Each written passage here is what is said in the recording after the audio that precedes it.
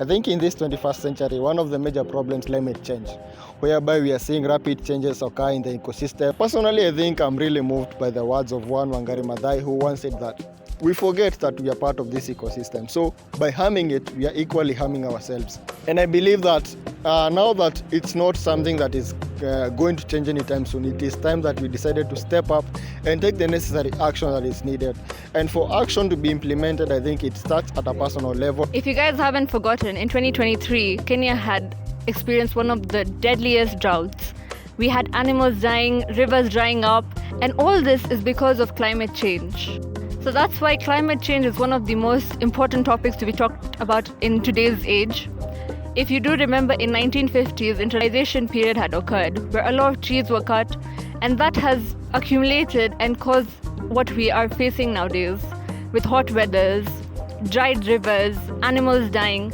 If you have heard about the Saharan desert increasing, this will affect all of us. Bioindicators are organisms or species that are normally influenced by the changes in the ecosystem or the environment.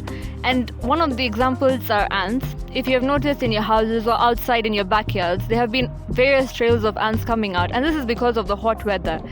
This is the reason why climate change needs to be talked about. So how do we bring a solution for the problems we have created? We should start doing tree planting, which has been talked about by the government. Over 15 billion trees are to be planted by 2030. And what do trees do to help the environment? The carbon that we have emitted by cutting trees, by the cars that we use, all this will be sequestered, which is basically, again, brought in by the plants and stored in it. That will help the environment.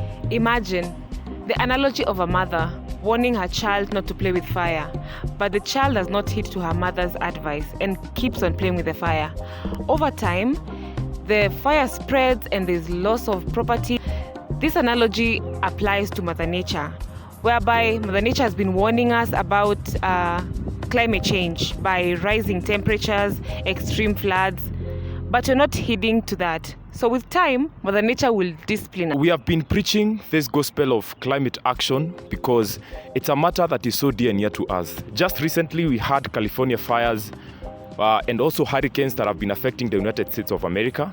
And actually, scientists warn that this is just the beginning. So we might feel as if this is so far from us, but this just points to us how the climate change issue is real. Come and join us in this work. Our aim is to instill the values and to watch the reality and to explain to ourselves and to see how this climate change has caused so much impact into the world that we live in.